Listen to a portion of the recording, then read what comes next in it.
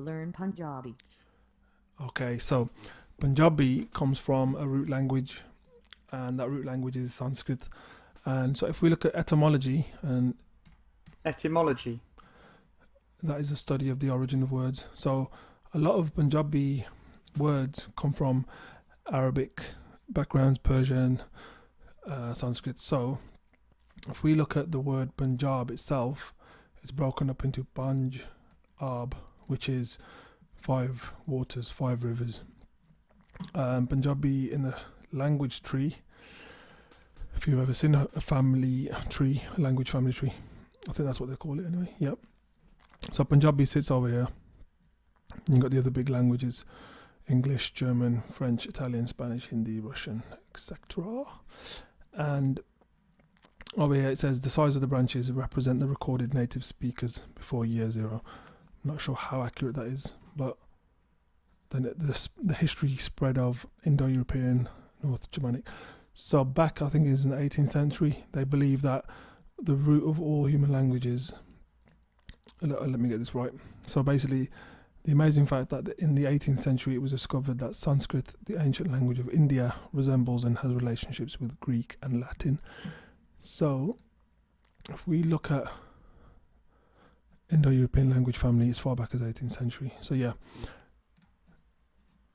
what I was going to say is, so basically, if you've ever heard of like loan words, let me put that in as well for you. So loan words are words that have been used. So there's words that Punjabis or Indians would use that don't exist in the Punjabi language, basically. So they would use, if wireless doesn't exist in Punjab, they'd use wireless as the word. Same applies in English. They didn't have words such as shampoo. Let's have a look. So there's a few words. I think bungalow is one of them. Coolie.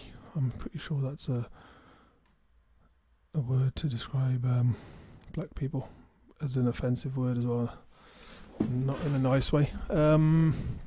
So yeah, avatar is a word from Sanskrit, I believe.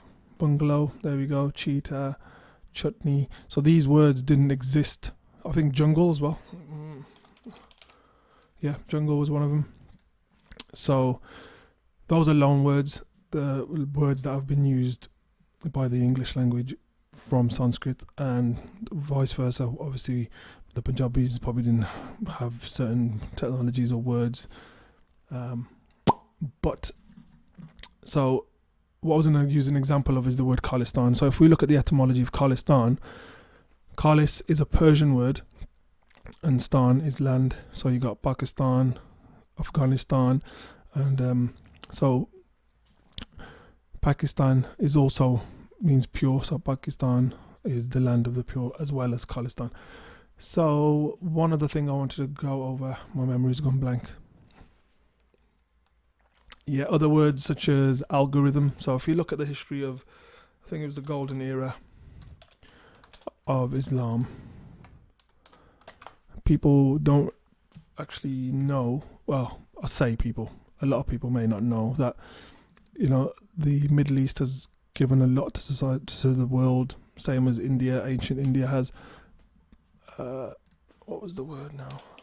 Algorithm. So the guy who made algorithms, I can't remember what his name was. It relates to algorithm anyway. So I'm just going to cut it short. What I want to say is, the point I was trying to actually make was that a lot comes from history, and so things come from the past and words are coined, new words emerge. So, you know, the universe is constantly expanding. So that even today we keep making new slang words and things come out. So